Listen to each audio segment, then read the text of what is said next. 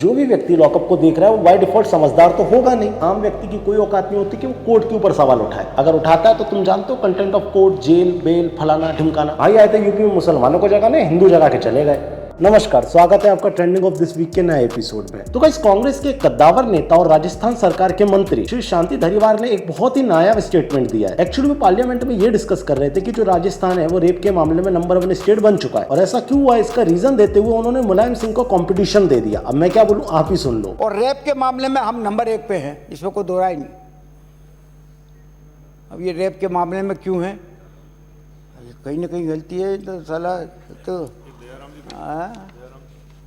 वैसे भी ये राजस्थान तो मर्दों का प्रदेश रहा है यार, अब उसका क्या करें। तो अकॉर्डिंग टू नेताजी, जिस जगह पे मर्द ज्यादा होंगे उस जगह पे ऐसी घटनाएं होती रहेंगी, है ना। खैर, इस वीडियो में मैं कोई ओपिनियन नहीं देता, सिर्फ आपको न्यूज बताता हूं। तो जो भी आपका ओपिनियन है वो कमेंट में मुझे बता दीजिएगा। बाकी इस चीज पर लेटेस्ट अपडेट ये है कि अभी तक बीजेपी आईटी सेल ने मंत्री जी से कोई इस्तीफा नहीं मांगा है, लेकिन आप मांग सकते हैं अगर आप इस वीडियो को शेयर करें। जितना ज्यादा शेयर करेंगे उतनी ज्यादा इस्तीफे की मांग बढ़ जाएगी। खैर, तो हम कहाँ थे? हाँ, घटिया पे। घटिया से याद आया, लॉकअप के ऊपर मैंने लास्ट वीडियो में बोला था आपसे कुछ। बाकी बहुत से लोग चाह रहे थे कि मैं लॉकअप के ऊपर रिएक्शन दूं, तो भाई बिल्कुल नहीं दूंगा, मैं दे ही नहीं सकता भाई। जिसके बाद काफी लोग ट्रिगर्ड होकर मीडिया में आके मुझे समझाने लगे कि देख कंगना ने कश्मीरी फाइल्स को प्रमोट किया लॉकअप में। तो इस तरीके के क्वेश्चन पे मेरा एक ही रिएक्शन है, पहली चीज तो इसकी जरूरत क्या थी और दूसरी चीज से फायदा क्या होगा। जो भी व्यक्ति लॉकअप को देख रहा है वो बाय डिफॉल्ट समझदार तो होगा नहीं, या तो वो होगा टिकटॉक या फिर होगा वो बिग बॉस। या तो कुल मिला के बात यह है कि इस चीज से कोई फायदा तो होना नहीं है, पहली चीज। दूसरी बात, मैंने अपनी लास्ट वीडियो में क्या बोला था कि मैं लॉकअप के ऊपर रिएक्शन क्यों नहीं दूंगा। Kangana ji, I am sorry, so called right wing Kangana ji अपने एक शो के थ्रू मुनावर को अच्छा खासा ग्लोरीफाइड कर देंगी। जब वो कर देंगे तो मुझे क्या जरूरत है करने की। मैंने जैसा बताया था लास्ट शो में सेम वैसे ही हुआ ना। मुनावर रोने लगा,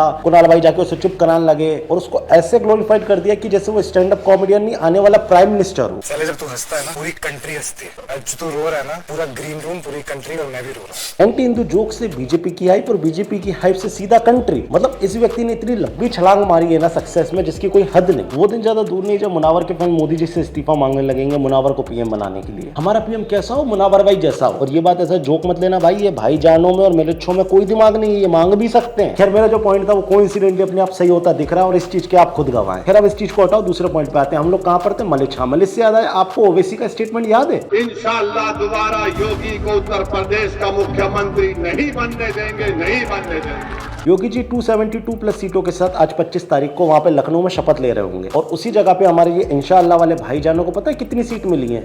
0। इनका वोट शेयर पता है आपको कितना है? 0.5%। भाई आए थे यूपी में मुसलमानों को जगाने, हिंदू जगा के चले गए। फिर कोई ने आज की डेट में ऑल ओवर इंडिया जानता है कि राहुल गांधी के बाद अगर दूसरा स्टार प्रचारक है भाजपा का तो वो ये ओबीसी ही है। तो अगली बार भैया 23 में इलेक्शन है मध्य प्रदेश में, आपका स्वागत है। इसी तरीके से आइएगा और वोट कट्टे चोड़ी। हम चलते हैं हमारे दूसरे टॉपिक के ऊपर। तो हम लोग कहां पर थे? कटके। के से याद आया कर्नाटक। कर्नाटक हाई कोर्ट ने एक बहुत ही जबरदस्त फैसला दिया, ये जो हिजाब वाली कंट्रोवर्सी चल रही थी उसको लेके। तो भैया जो लोग पिटीशन डाले हुए थे हिजाब के सपोर्ट में, उन लोगों ने बोला था कि हिजाब को बैन मत करो क्योंकि ये रिलीजियस ऑफ प्रैक्टिस है आर्टिकल 25 के तहत। यही पिटीशन में लिखा गया था और इसी तरीके की दलीलें दी गई थी कर्नाटक हाई कोर्ट में, जिसको कोर्ट ने एकदम रिजेक्ट कर दिया। पिटीशन फाइल करने वाले पेंगुइन से सेक्शन 25 का हवाला दिया, जिसके ऊपर साफ साफ रिएक्शन दिया हमारे कोर्ट ने कि निकल लो पहली फुर्सत में निकल। खैर, सुप्रीम कोर्ट से याद आया, सुप्रीम कोर्ट ने एक बहुत ही, लेकिन वो बताने से पहले मुझे ये भी याद आ गया कि आईपीएल आ चुका है भाई। तो 11 सर्कल का लिंक डिस्क्रिप्शन में है, नहीं पता तुम? हर बार बताना पड़ता है। चलो शुरू से एक्सप्लेन करता हूं। तो गाइस, T20 का बुकर आ चुका है इंडिया की सबसे बड़ी T20 क्रिकेट लीग के साथ। सिर्फ टीवी पे देख के एंजॉय मत करो, अपनी क्रिकेट नॉलेज को फैंटेसी क्रिकेट में उतारो माई 11 सर्कल ऐप के थ्रू और हो जाओ मालामाल। माई 11 सर्कल ऐप में फैंटेसी क्रिकेट खेलना बहुत ज्यादा ईजी है। आपको दोनों टीमों में से अपने 11 खिलाड़ियों को सिलेक्ट करना होता है और एक टीम बना के आपको उतारनी पड़ती है, और उस टीम ने अगर आपके अपोनेंट्स को हरा दिया तो आप जीत जाएंगे पैसा। पता है इस पर माई 11 सर्कल का फर्स्ट प्राइस कितना है? 1 करोड़। अगर तुम ऐप को डाउनलोड करते हो और तुम जीतते हो तो तुम 1 करोड़ तक जीत सकते हो। तो ये माई 11 सर्कल ऐप का लिंक डिस्क्रिप्शन में, लिंक पे क्लिक करो, ऐप को डाउनलोड करो। डाउनलोड करते साथ ही मेरा कूपन कोड YT2022 YT 2022 जरूर डाल देना, इससे तुम्हें 20% एक्स्ट्रा मिल जाएगा अपने फर्स्ट डिपॉजिट पे। मींस तुम 1000 डिपॉजिट करोगे तो तुमको मिल जाएगा 1200। इधर पे तुम बड़े बड़े लीजेंड्स के साथ खेल सकते हो, जैसे कि बीवीएस लक्ष्मण। बीवीएस लक्ष्मण अपनी टीम उतारते हैं माई 11 सर्कल पे, तुम अपनी टीम उतार दो, और अगर तुमने उनकी टीम को हरा दिया तो तुम जीतोगे 5 गुना एक्स्ट्रा कैश। और हाँ, प्लीज अभी ऐप को डाउनलोड कर लेना, क्योंकि अगर तुम आज डाउनलोड करते हो ना ऐप को तो तुम्हें मिलेगा 1500 रुपए का साइन अप बोनस। आईपीएल का सीजन है, मचाओ बनो बना माल। तो हम कहा थे यहाँ सुप्रीम कोर्ट। तो ये सुप्रीम कोर्ट ने एक पैनल सेटअप किया था, ये जो 3 फार्म लॉज आए थे इसको स्टडी करने के लिए, और इस पैनल ने इसको स्टडी किया और उसके बाद एक रिपोर्ट सामने आई जिसमें पता चला कि 86% ऑफ किसान यूनियन, 86% याद रखना, 86% ऑफ किसान यूनियन इन फार्म लॉज को सपोर्ट कर रही थी। अगर मैं आपको क्लियर आंकड़ा बताऊं तो 61 आउट ऑफ 73 किसान किसान यूनियन इन फार्म लॉज को सपोर्ट कर रही थी। इसके ऊपर हमारे कोर्ट ने साफ साफ कहा है कि अगर ये फार्म लॉज सस्पेंड होते हैं या फिर रिपील नहीं होते हैं, दोबारा रिपील नहीं होते हैं, तो ये नाइंसाफी होगी उन साइलेंट मेजोरिटी के साथ जो इस फार्म लॉज को सपोर्ट कर रही थी या फिर जिनका इससे भला होने वाला था। ये चीज हमारी कोर्ट को कब याद आ रही है? 2 साल बाद। लेकिन फिर भी कोई बात नहीं, मैं कोर्ट के ऊपर कुछ भी नहीं कहूंगा क्योंकि मैं एक आम व्यक्ति हूँ। आम व्यक्ति की कोई औकात नहीं होती कि वो कोर्ट के ऊपर सवाल उठाए। अगर उठाता है तो तुम जानते हो contempt of court, jail, bail, फलाना ढिमकाना। हालांकि इसी व्यवस्था को लेकर मैं आपको लेटेस्ट की 2-3 चीजें बताना चाहूंगा। एक तमिलनाडु की ऑर्गेनाइजेशन है TNTJ, तमिलनाडु तौफीक जमात, अगर मैं नाम गलत ले रहा हूं तो सॉरी। तो जब ये हिजाब वाली कंट्रोवर्सी चल रही थी, अभी थोड़ी देर पहले मैंने आपको बताया, तो कर्नाटक जो हाई कोर्ट है उसने इसके अगेंस्ट फैसला दे दिया था, पिटिशनर्स के अगेंस्ट। तो ये TNTJ जो ऑर्गेनाइजेशन थी ना, इसने हाई कोर्ट के जो जजेस है उनको थ्रेट दिया था कि तुमने हमारे खिलाफ फैसला दिया, हम तुमको मार देंगे। और इसके ऊपर क्या हुआ? राज्य सरकार ने उनको security they the. That's it. एक और याद आई, आपने कश्मीरी फाइल्स देखी होगी और मैंने अपनी लास्ट वीडियो में ही बताया था कि एक जज थे नीलकंठ करके, उनको बीच चौराहे पे गोली मार दी जाती है दादियों द्वारा। एक जज को गोली मार दी जाती है। आज से कुछ साल पहले,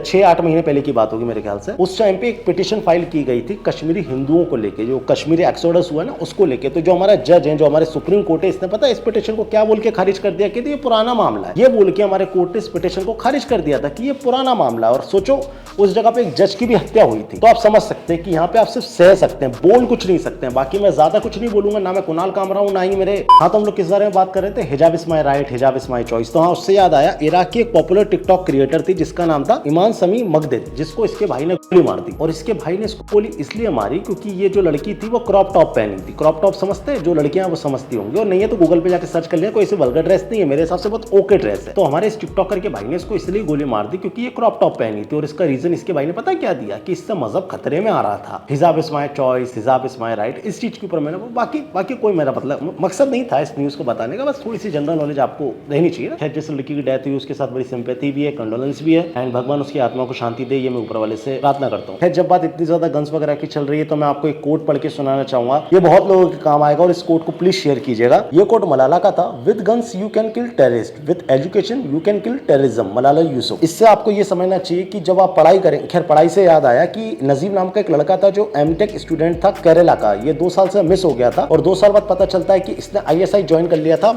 अफगानिस्तान जाके। और कुछ दिन पहले खबर आती है कि केरला का ये व्यक्ति जो एमटेक का स्टूडेंट था, जो एमटेक तक पढ़ाई कर चुका था, वो सुसाइड बॉम्बिंग में मर जाता है। मतलब कुल मिला के आप गन से भी टेररिस्ट को मार सकते हो और एजुकेशन से भी। मतलब इसने एजुकेशन करी, इंडियन फट गया और मर गया, तो मरा तो टेररिस्ट ही ना। फिर जब गन और टेररिज्म की बात चल रही है तो हम कैसे भूल सकते हैं तालिबान को। तालिबान से याद आया कि अफगानिस्तान के जो लास्ट फाइनेंस मिनिस्टर थे वो उबर में काम कर रहे हैं US में, मतलब उबर ड्राइवर बन चुके हैं लास्ट फाइनेंस मिनिस्टर अफगानिस्तान के। और जब उनसे इंटरव्यू लिया गया, उनसे पूछा गया कि भाई कैसी क्या कंडीशन है, तो वो गरियाते दिखे बाइडन को। उनका साफ साफ कहना था, जो हम बहुत बार बोल चुके कि बाइडन को अपनी आर्मी नहीं हटानी चाहिए, तो उसने अपनी आर्मी हटाई अपने प्रॉफिट के लिए, तो उनका देश बर्बाद हो गया। ये फाइनेंस मिनिस्टर का कहना था। और बाइडन से याद आया कि आज की डेट में लोग इंडिया को बहुत गरिया रहे हैं कि इंडिया रशिया के साथ ट्रेड क्यों कर रहा है, जब रशिया इतना ज्यादा अटैकिंग मोड में है, अमेरिका ने भी उसका हाथ छोड़ दिया, साथ छोड़ दिया, तो भैया इंडिया क्यों ट्रेड कर रहा है? तो पहली चीज तो छोड़ दिया अमेरिका ने, तो छोड़ दिया। पहली चीज तो अमेरिका ने साथ छोड़ दिया, इससे क्या लेना देना इंडिया का? वो छोड़े रखे, हमको क्या करना है उसके हिसाब से हम चलेंगे। नया भारत उसके हिसाब से नहीं चलेगा, पहली चीज। दूसरी बात, अब एक बार हिपोक्रेसी देखो इस बाइडन की। इसकी गवर्नमेंट के लोग क्या बोल रहे हैं, मतलब ये जितने भी वो पत्रकार हैं, ये क्या बोल रहे हैं, इंडिया पे सैंक्शंस लग जाने चाहिए क्योंकि वो रशिया के साथ ट्रेड कर रहा है। वहीं पर ये बाइडन और इसकी सरकार मिलकर रशियन यूरेनियम खरीद रही है क्योंकि वर्ल्ड में कहीं और इन्हें मिल नहीं रहा। खुद भी अपनी जरूरत पूरी कर रहे हैं और उसके बाद बात कर रहे हैं कि इंडिया के ऊपर सैंक्शंस लग जाने चाहिए। हालांकि इंडिया की तरफ से अभी कोई ऐसा रिएक्शन आया नहीं है जैसा रिएक्शन चाइना की तरफ से आ गया। मतलब आज की डेट में चाइना के कुछ पत्रकार हैं, चाइनीज पत्रकार हैं,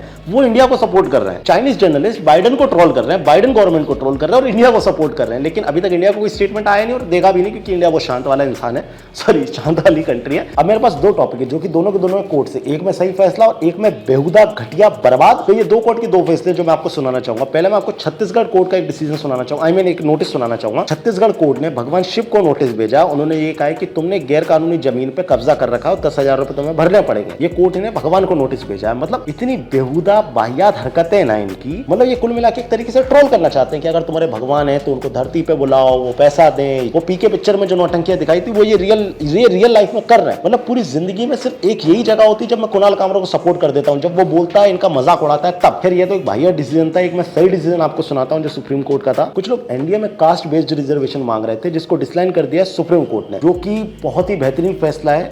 एनडीए ने भी ऐसा कहा था कि भैया देखो, आर्मी में आप रिजर्वेशन के हिसाब से नहीं लोग भर्ती कर सकते हैं, और ये चीज कोर्ट ने भी कही कि रिजर्वेशन के हिसाब से आर्मी में नहीं भर सकते। और ये बहुत ही अच्छा फैसला है क्योंकि ये नेशनल सिक्योरिटी की बात है। एंड मेरे हिसाब से आपको भी ये चीज बोलनी चाहिए कि एक नेशनल सिक्योरिटी में रिजर्वेशन ना हो, वरना ग्रुपिज्म शुरू हो जाता है लोगों के अंदर भावना, मतलब दुनिया भर भर की चीजें शुरू हो जाती है और नेशनल सिक्योरिटी के साथ हम इतनी बड़ी रिस्क नहीं ले सकते। तो ये फैसला मुझे सुप्रीम कोर्ट का बहुत अच्छा लगा। आपको कैसा लगा मुझे कमेंट में बता दीजिएगा। बाकी तो कुछ है नहीं। श्रीलंका में बहुत ज्यादा बर्बादी चल रही है, मतलब उन लोगों ने अपने बच्चों के पेपर कैंसिल कर दिए क्योंकि पेपर खरीदने का पैसा नहीं है उनके पास, श्रीलंका गवर्नमेंट के पास। दूध वहां पे 1000 रुपए लीटर चल रहा है और बहुत ही ज्यादा त्राही मची हुई है। और इसका एक मेन रीजन चाइना है, क्योंकि चाइना ने जो हरकतें वहां की, इन्वेस्टमेंट किया, उसके बाद उन्हें बर्बाद कर दिया। उसके ये जो रिजल्ट है वो आपको देखने को मिल रहा है। हैप्पीनेस इंडेक्स में श्रीलंका हमसे कहीं ज्यादा ऊपर है। तो आपको समझना चाहिए ये जो रिजल्ट्स बनते हैं ना, जिनको ये वामपंथी पत्रकार जूवियर शेयर करते हैं कि देखो इंडिया कितना अनहैप्पी है और श्रीलंका कितना या दूसरे देश कितना हैप्पी है, ऐसे कंपेयर किया करो कि ये हैप्पीनेस इंडेक्स कुछ लोगों पे होता है, कुछ लोगों के सर्वे पर रिजल्ट बनते हैं जिसको लोग ऐसा मानते हैं कि मतलब पूरे भारत ने रिजल्ट दे दिया। बाकी इसके अलावा और कोई खास न्यूज है नहीं। अगर आपको वीडियो पसंद आया, वीडियो को लाइक करें, शेयर करें, कमेंट करें। माय 11 सर्कल ऐप को डाउनलोड करना ना भूलें। लिंक डिस्क्रिप्शन में, जितना ज्यादा डाउनलोड करोगे उतने ही ज्यादा वीडियोस मेरे देखने को मिलेंगे आपको। आप समझ सकते हैं ना connection. Game involves an element of financial risk and may be addictive. Please play responsibly and at your own risk. बाकी अब तो रेगुलर हो ही जाऊंगा। कैसी लगी वीडियो कमेंट बता देना। Like share and